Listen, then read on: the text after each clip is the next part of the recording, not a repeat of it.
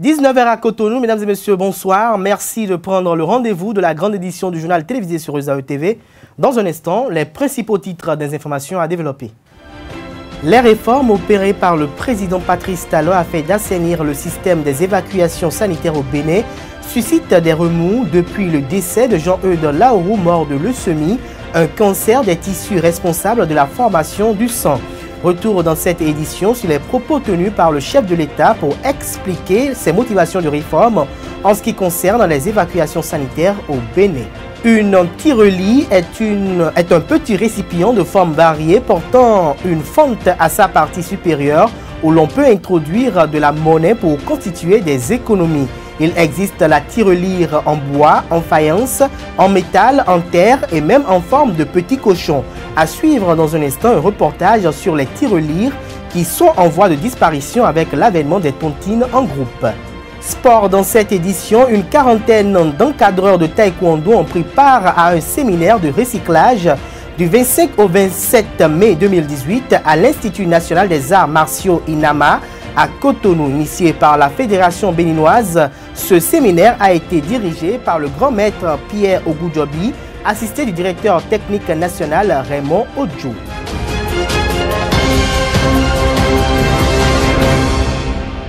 Bonsoir à nouveau, chers amis internautes. Les forces Kori pour un Bénin émergent FCBE disposent depuis le samedi 26 mai 2018 d'une école dont la mission fondamentale est de faire du militant Kori un citoyen accompli, intégrant parfaitement les orientations et méthodes du parti politique et œuvrant pour le développement du parti, du Bénin et du continent africain. À cette occasion, le directeur de l'école Eugène Azatassou a présenté en 5 points les grandes lignes de ce projet. Il s'agit de la stratégie utilisée, des cibles envisagées, des moyens pédagogiques et techniques, le contenu des formations et le suivi évaluation. Selon l'ancien coordonnateur de l'Alliance FCBE défunte, les activités de formation concerneront les intellectuels et les cadres du parti qui bénéficieront de la formation politique et idéologique leur permettant d'assurer la bonne gestion du parti et d'élever leur niveau d'analyse des événements politiques nationaux et internationaux.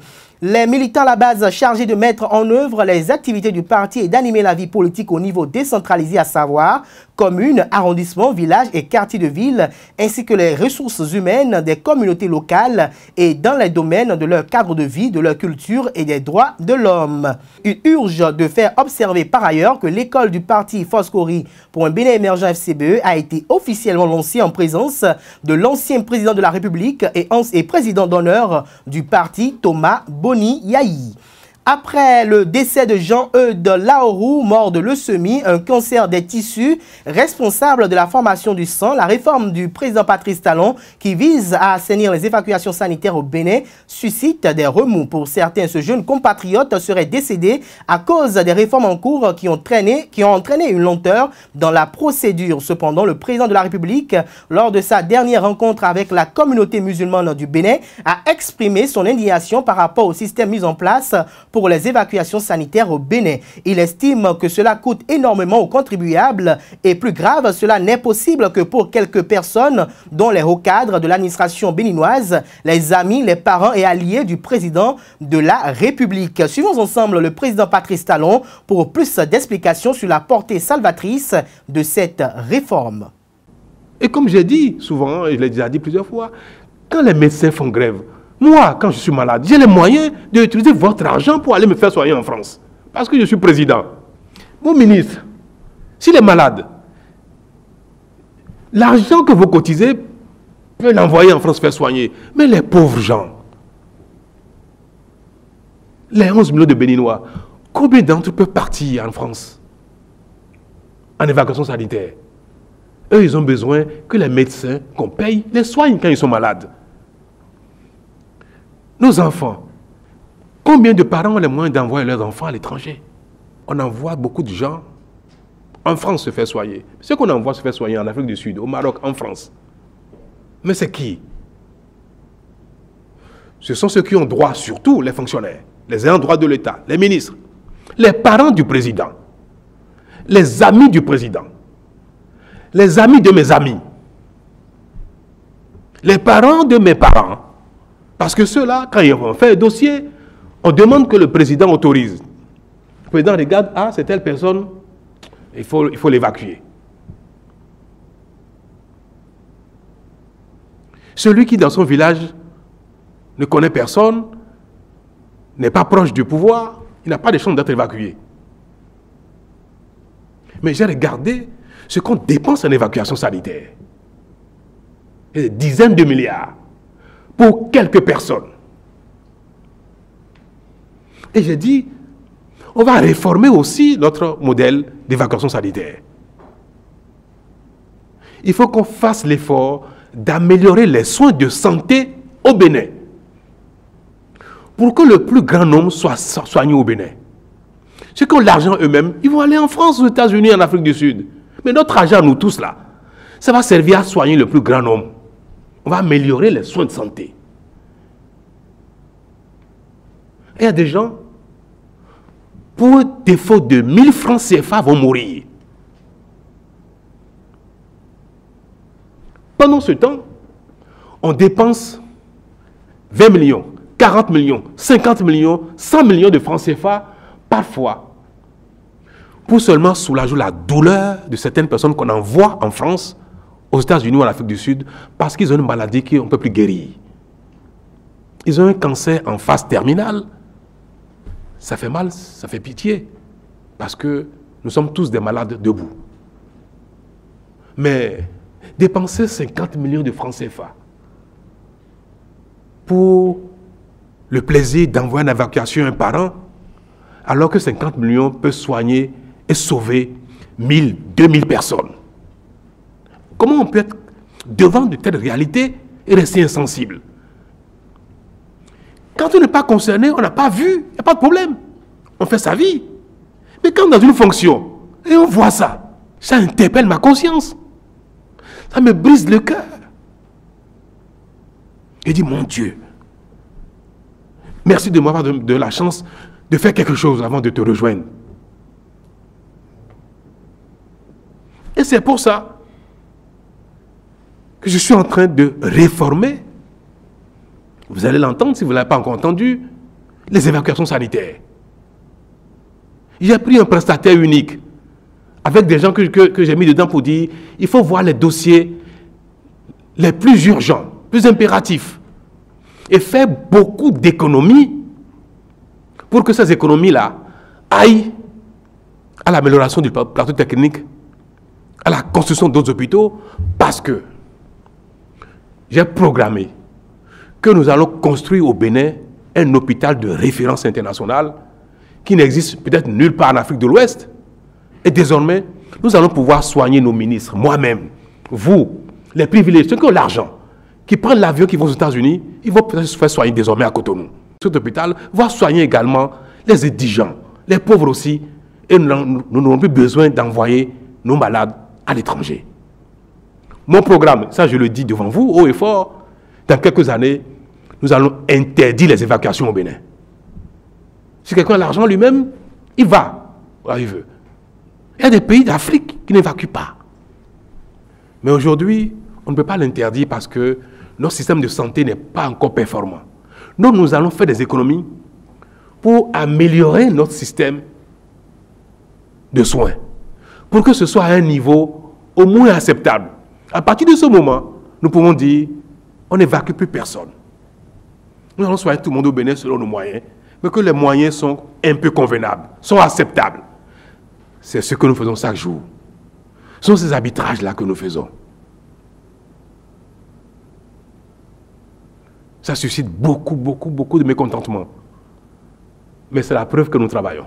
La reproduction de quelques-uns des outils utilisés par les 24 empereurs successifs ayant régné depuis 1406 et que le palais des anciens a été construit en Chine sont en exposition au Centre culturel chinois depuis le vendredi 25 mai dernier. Des collections du musée des objets souvenirs inventés sur l'inspiration des éléments culturels, des statues des empereurs, des gardiens qu'on retrouve dans le musée de la Cité interdite et l'adaptation des éléments du musée à l'usage quotidien sont en autres les 4 catégories de pièces exposées à Cotonou.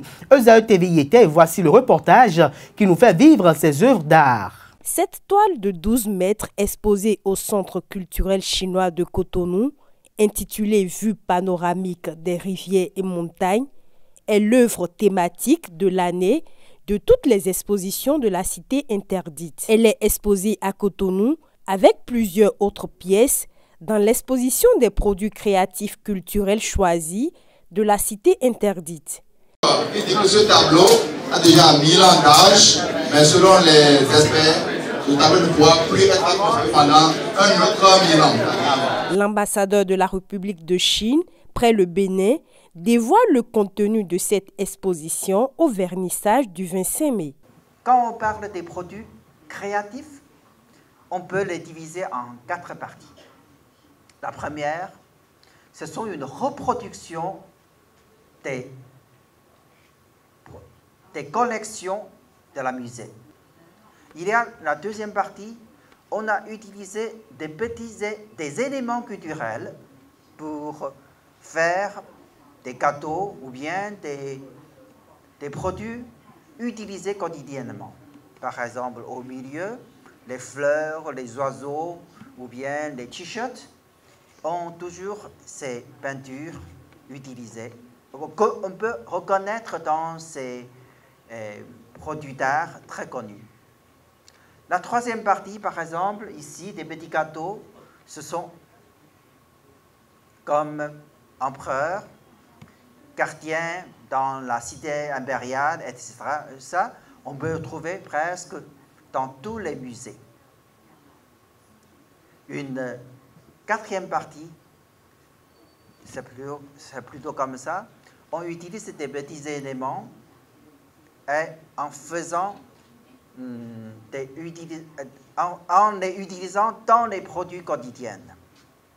Qui mieux que la représentante du ministre de la Culture pour évoquer les enseignements que le Bénin peut tirer de la coopération culturelle sino-béninoise. Cette expérience culturelle a été bénéfique à plus d'un titre car elle nous a donné l'occasion de rencontrer et de travailler avec d'éminents spécialistes du patrimoine culturel chinois, avec des professeurs, des chercheurs et des techniciens de très haut niveau.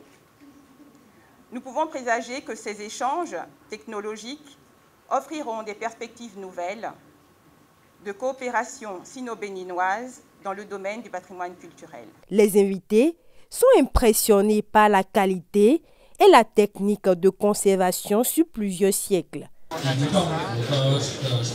La tirelire ou petite caisse est depuis longtemps l'un des moyens pour épargner personnellement. Perçue comme un petit récipient, elle a une fente à sa partie supérieure où l'on peut y introduire de la monnaie pour constituer des économies. Très prisée autrefois par les commerçantes et même les écoliers pour épargner des petits sous, les tirelires se font très rares de nos jours avec l'avènement des nouvelles technologies et la modernisation. Reportage. Communément appelée colobo en argot visant en fond, la tirelire est un récipient souvent sous la forme d'un cochon permettant d'épargner personnellement. Mais tout s'additionne, le monde est en perpétuel changement. À l'ère numérique, les tontines à 3, à 4 ou en un grand nombre de personnes ont tendance à occuper la place de cette tirelire. La vente et l'achat baissent du jour au lendemain. Bon, ne me dirais pas mais de suma hayati soya et doit y non ami. Un grand hogegede a kwere de meleno a fileno a cambio. Et je no parce que à hier ça ne va pas. On est dit au moins 3 mois mais dès ici 42 mois. 50 mois. Mais 50 on ça au moins tenant de 20 demain. Malgré la place qu'occupent les tontines journalières, les tirelires s'avèrent importants pour certaines personnes. Elles continuent d'en faire usage.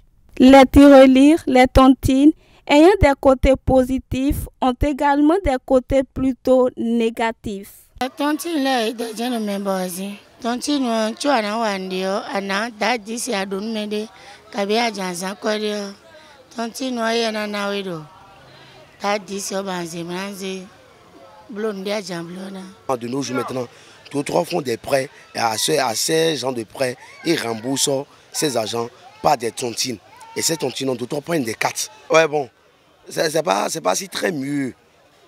D'autres continuent flux avec l'argent. Non, quand tu épargnes chez toi-même, tu es bénéficié. Ou bien à la banque, tu es bénéficié. Mais d'autres continuent ne sont plus bons. Et il n'a plus la confiance. Il faut retenir que les tirelires proviennent de plusieurs régions du Bénin, à savoir Zé et Abomey. Sport. Dans cette édition, une quarantaine d'encadreurs de taekwondo ont pris part à un séminaire de recyclage du 25 au 27 mai dernier à l'Institut national des arts martiaux INAMA à Cotonou, initié par la Fédération béninoise. Ce séminaire a été dirigé par le grand maître Pierre Ogoudjobi, assisté du directeur technique national Raymond Odjo. Reportage.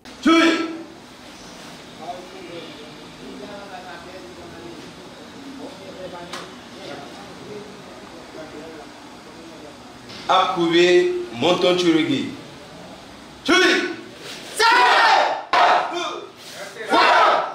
Ils sont des taekwondoïnes, formateurs à la base. Réunis dans cette salle de l'Institut national des arts martiaux INAMA, ces maîtres de taekwondo ceinture noire actualisent leurs connaissances sous la direction du grand maître Pierre Ogoudjobi et du directeur technique national, le maître Raymond Odjo. Organisé par la Fédération béninoise de taekwondo, ce stade de mise à niveau a permis aux participants de passer en revue les fondamentaux de cet art martial d'origine sud-coréenne dont le nom peut se traduire par la voie du pied et du poing. Antoine Maki ou Monton Bakat Maki ou Sonal Maki. Il faut tout faire pour que au moment où le pied touche, comme ça, c'est que vous avez explosé la technique que vous êtes en train d'exécuter. Pas une tierce de seconde après. Non. Donc si vous êtes en train de regarder, tu sais quand est-ce que ton pied va prendre contact avec le sol. C'est un lendemain de bain. Donc tout ça, il faut les enlever.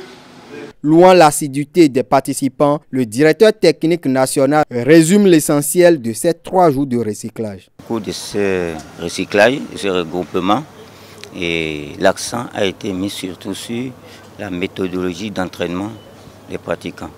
Donc c'est un domaine qui est très important pour